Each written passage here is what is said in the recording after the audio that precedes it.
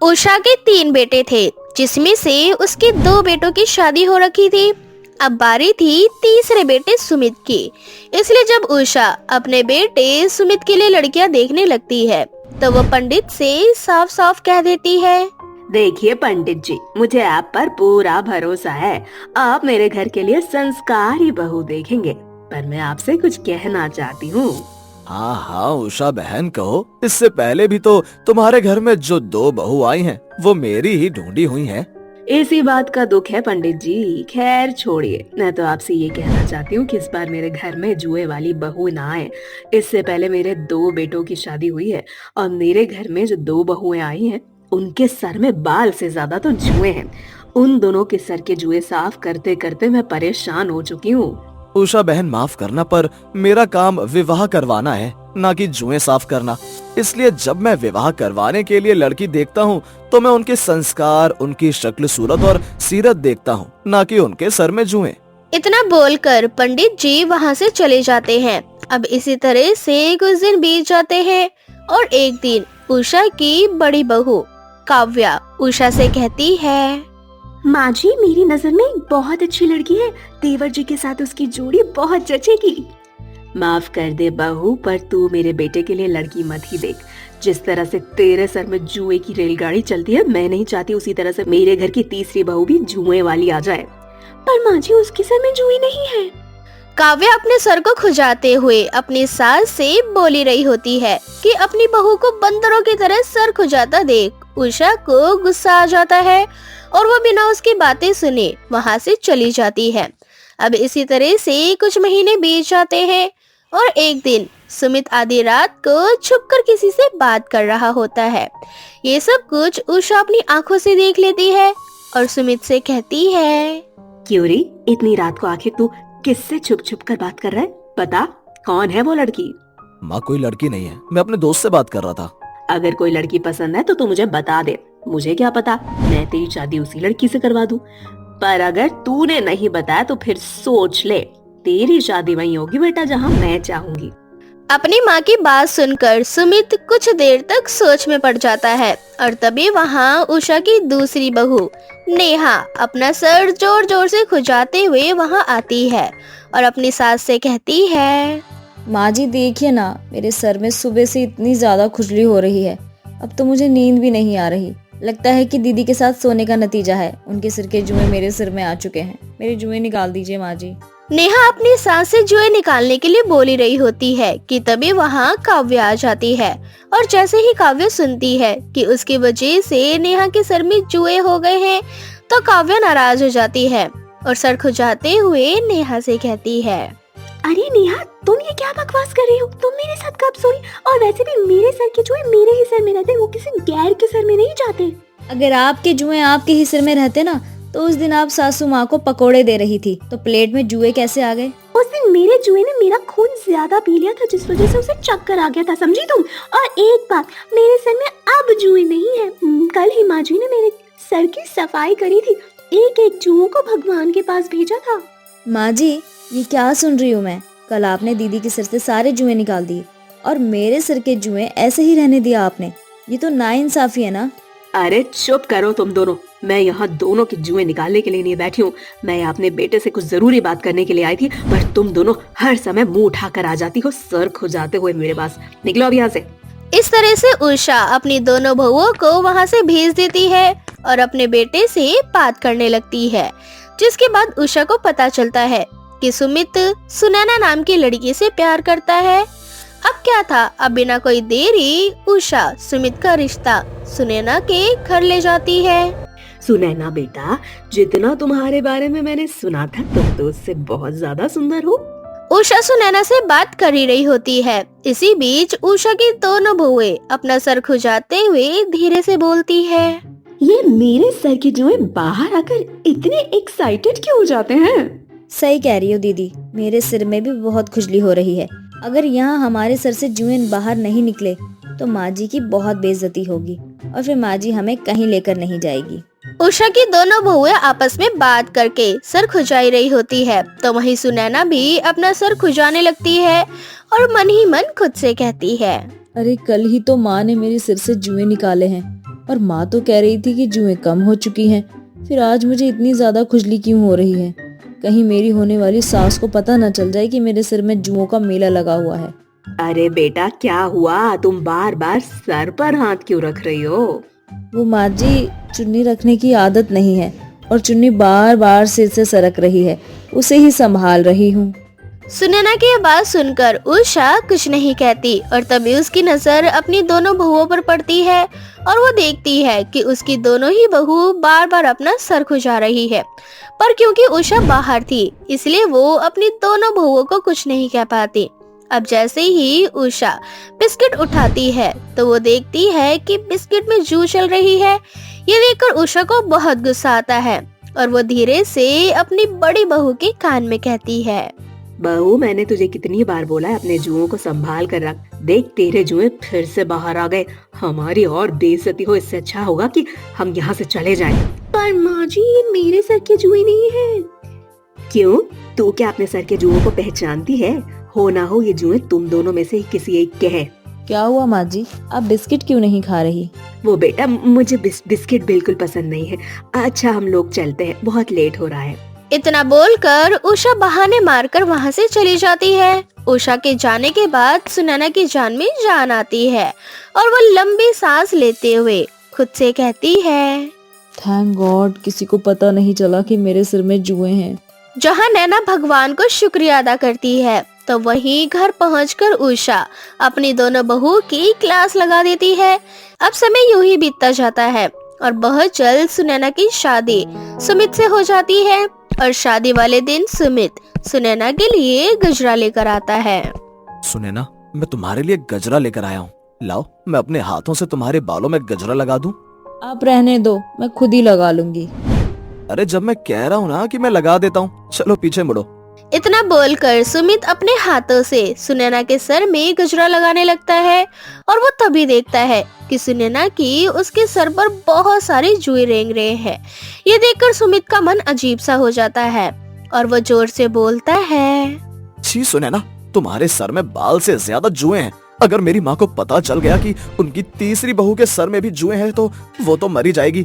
सुमित ये सब कुछ बोल ही रहा होता है कि तभी वहाँ उषा हाथ में दूध का गिलास ले आती है और उषा को सुनैना की सच्चाई का भी पता चल जाता है।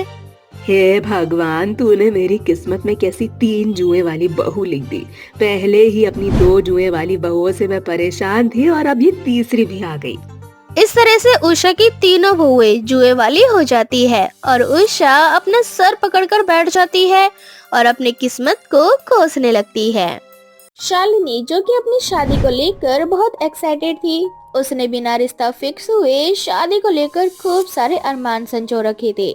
ऐसे ही एक दिन शालिनी अपनी दोस्त प्रिया को फोन करके उससे कहती है, यार मैंने ना अपनी शादी के लिए एक लहंगा पसंद किया है, पूरे 50,000 का, और इस शहर के बेस्ट डिजाइनर का डिजाइन किया हुआ लहंगा है वो।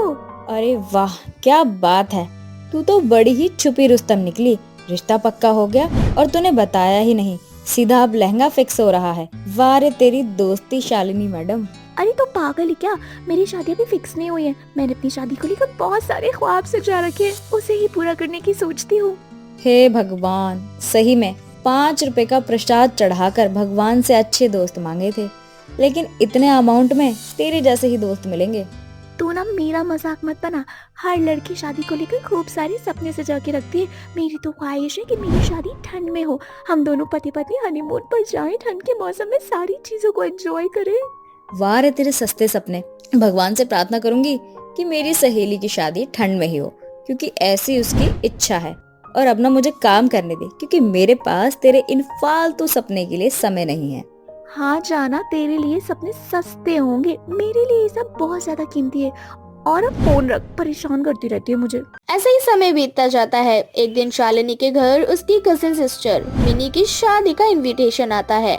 ये देख शालिनी अपनी माँ से कहती है, अरे माँ, ये क्या, इतनी गर्मी में कौन शादी करता है, मुझे नहीं जाना, पूरा मेकअप खराब हो जाता है पसीने से। ज्यादा बकवास करी ना, 8 नंबर की चप्पल मारूंगी फेंक के, और मुंह पर छपेगा 16। और हाँ, सबकी अपनी अपनी इच्छा होती है। ठंड में शादी करने का मतलब होता है कि दुगना खर्चा करना। अरे रिश्तेदारों की रजाई, गद्दे, कंबल, इन सब का भी तो अरेंजमेंट करना होता है। गर्मी में कम से कम रजाई कंबल का खर्चा तो बचता है। और तो और सर्दियों में रिश्तेदारों को गरम गरम खाना चाहिए होता है, जिससे गैस भी ज्यादा खर्च होती है। मैं तो तेरी शादी गर्मी में ही करूंगी बस। ऐसा कुछ नहीं है माँ, मैंने तो सोच रखा है अपनी शादी ठंड में करूंगी और ठंड में अपने पति के साथ हनीमून पर जाऊंगी। बहुत सारे सपने देखे हैं मैंने। ठंड में जाकर शादी लोग क्यों करते हैं, सर्दियों में तो मजा आता है शादी करने का। अभी अभी मैंने तेरे से कहा ना कि 8 नंबर का चप्पल मारूंगी तो 16 नंबर छपेगा मुंह पर। दिलवाऊं तुझे शादी के मजे, वो भी सर्दियों में। शर्म नहीं आती अपनी माँ से ऐसी बातें करते हुए? अरे माँ, मैं आपसे बात नहीं करूंगी तो किससे करूंगी? अब मेरी कोई बहन तो है नहीं, इसीलिए आपसे शेयर करती हूँ जो भी मन में हो। और चाहे जो भी हो, शादी तो मैं सर्दियों में ही करूंगी। ठंड में शादी करने का मजा ही अलग है। तेरा दिमाग तो सही है ना शालिनी? इसी बात को लेकर दोनों माँ बेटी में खूब बहस होती है। ऐसे ही कुछ दिन बीत जाते हैं और एक दिन शालिनी के लिए अनुज नाम के लड़के का रिश्ता आता है। शालिनी को अनुज और अनुज को शालिनी दोनों पसंद आ जाते हैं। कुछ समय बाद दोनों परिवार वाले शालिनी की शादी का बढ़िया सा मुहूर्त एक पंडित से निकलवाते हैं और पंडित जी से कहते हैं, जजमान, लड़का और लड़की की कुंडली देखने के बाद इनका बहुत ही शुभ मुहूर्त मई और जून के आसपास का है। इन दोनों महीनों में आप कभी भी इनकी शादी कर सकते हो। दिन आप फिक्स कर लो खुद अपने हिसाब से। पंडित जी, नवंबर, दिसंबर या जनवरी तक का कोई मुहूर्त नहीं है क्या? नहीं बिटिया, जून और मई का ही मुहूर्त है शुभ, तुम दोनों की कुंडली के हिसाब से। फिर मुझे शादी नहीं करनी पंडित जी। मेरी कुंडली के साथ विंटर में शादी के लिए बिल्कुल में मैच नहीं कर रही है। मैं तो अनुज जी के साथ शादी नहीं कर सकती। मुझे शादी करनी है तो ऐसे के साथ जिसके साथ कुंडली भी मैच करे और शादी का जो मुहूर्त है वो भी सर्दियों का हो। ठंड में ही शादी करनी है मुझे, फिर चाहे इसके लिए मुझे कुछ भी क्यों ना करना पड़े। अरे शालिनी, ये कैसी बातें कर रही हो? इतनी छोटी सी बात के लिए कोई शादी करने को मना करता है क्या? अनुज, तुम नहीं जानते, शादी को लेकर मैंने बहुत सारे सपने संजो रखे हैं और शादी मैं सर्दियों में ही करूंगी। शालिनी, 8 नंबर का चप्पल तेरे मुंह पे मारूंगी तो 16 छपेगा। तेरा दिमाग तो ठीक है ना? तुझे कितनी बार कहा है कि मैं भी सर्दियों में शादी करवाने के लिए बिल्कुल भी तैयार नहीं हूँ। हाँ तो ठीक है, फिर नहीं करनी मुझे शादी वादी। शालिनी का ऐसा जवाब सुनकर शालिनी की होने वाली सास मनोरमा कहती है, अरे शालिनी बेटा, तू बिल्कुल भी चिंता मत कर। ये मुहूर्त में यकीन तो मैं भी नहीं करती। और हाँ, तुझे अगर शादी ठंड में करनी है तो यही ठीक, मैं अपने बेटे की शादी तेरे साथ ही करवाऊंगी, वो भी कड़कती हुई ठंड में। अब शालिनी की शादी अनुज के साथ बिना मुहूर्त के जनवरी के महीने में फिक्स हो जाती है। हर तरफ खुशियों का माहौल था। देखते ही देखते शालिनी की शादी का दिन भी आ जाता है और इसी तरह से हंसी खुशी शालिनी की शादी अनुज के साथ हो जाती है। शादी के अगले ही दिन मनोरमा शालिनी से कहती है, अरे बहू, कहाँ है तू? किचन में इतने सारे बर्तन पड़े हैं, जा जाकर धो उसे। ठीक है माँ जी, अभी बर्तन धोती हूँ। शालिनी जैसे ही किचन में जाती है, किचन में खूब सारा बर्तनों का भंडार लगा था। बर्तन धोने के लिए जैसे ही पानी छोड़ती है, पानी बहुत ज्यादा बर्फ की तरह ठंडा था। ये देखकर शालिनी किचन से बाहर आती है और अपनी सास से कहती है, माँ जी, किचन में तो बहुत ज्यादा ठंडा पानी आ रहा है, ऐसा लग रहा है पूरा हाथ ही जल जाएगा मेरा। मैं बर्तन कैसे धोऊं? गर्म पानी नहीं है क्या?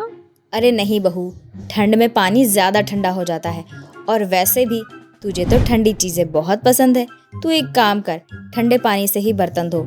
और मेरे घर में गर्म पानी नहीं है। और हाँ, ठंडे पानी से पोछा भी लगाना, नहाना भी ठंडे पानी से। ठंडे पानी से ही तुझे सारा काम करना है, क्योंकि तुझे तो ठंडी चीजें बहुत पसंद है। वैसे भी शादी तूने ठंड में की है, तो ठंड का असली मजा तो तुझे आना ही चाहिए। इतना बोलकर मनोरमा वहाँ से चली जाती है। तभी शालिनी खुद से बड़बड़ाते हुए कहती है, हे भगवान, ठंड में शादी करने के चक्कर में मुझे ये सब कुछ करने को मिल रहा है। मैंने सोचा था शादी के बाद हनीमून पर जाऊंगी, आराम से मेरे घर में नौकर होंगे जो मुझे खाना बनाकर खिलाएंगे, मैं तो आराम करूंगी। लेकिन मेरे सारे अरमानों पर तो पानी फिर गया। एक तो ठंड में सुबह उठने का मन नहीं करता, इतना सारा काम करना पड़ता है। इस तरह से मनोरमा शालिनी के नाक में दम कर देती है। उसे हर समय ठंडी में शादी करने का टोन मारा करती और उससे ठंड में खूब सारा काम करवाती। ये देखकर शालिनी को कहीं ना कहीं अपनी गलती महसूस होने लगती है। इस सर्दी में शादी करके उसने गलती कर दी थी। एक दिन शालिनी अपनी माँ को फोन करके उनसे कहती है।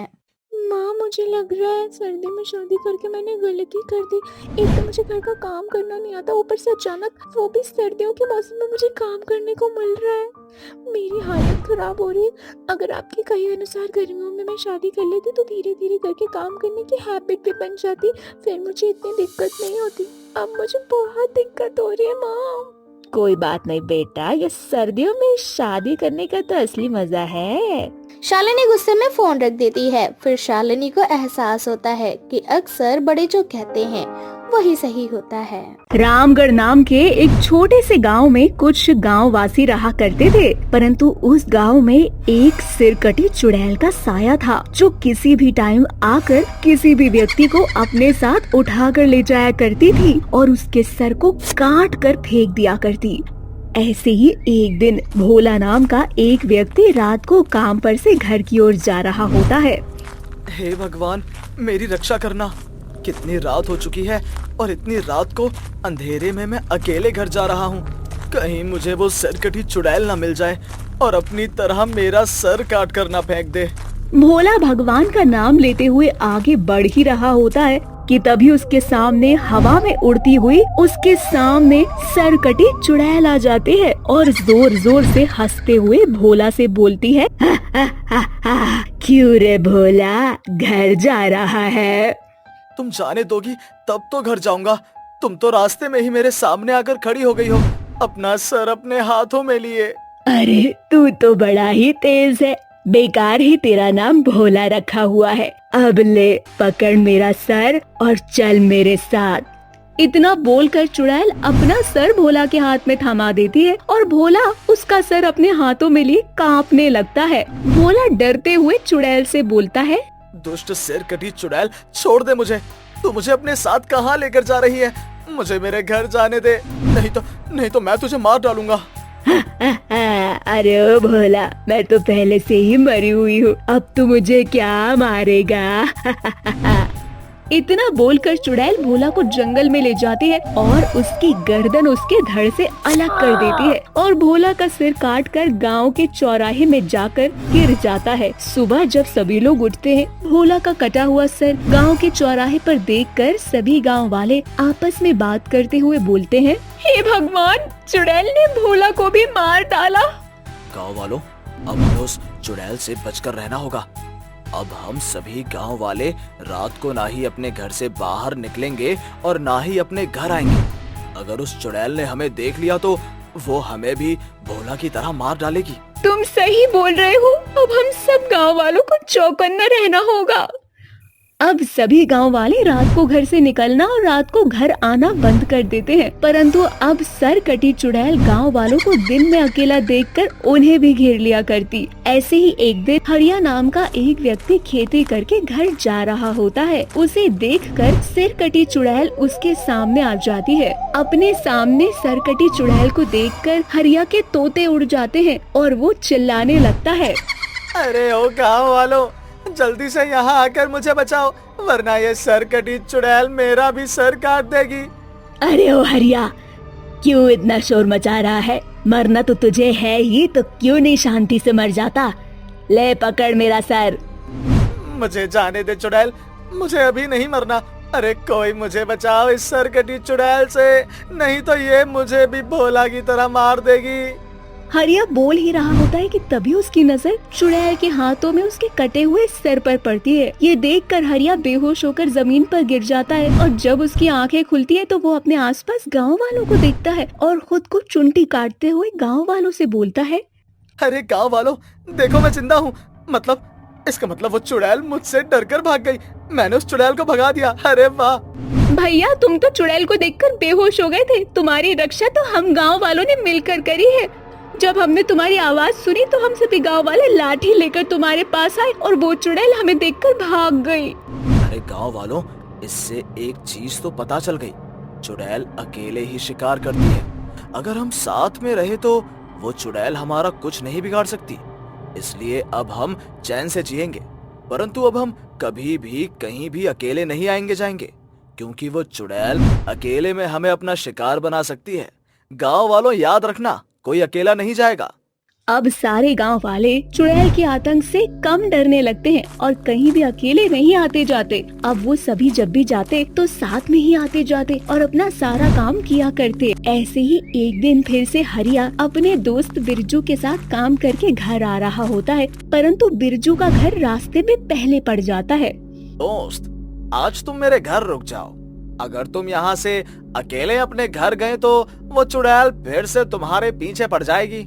अरे दोस्त, तुम मेरी फिक्र मत करो, कोने पर ही तो मेरा घर है, मैं अभी भागकर चला जाऊंगा।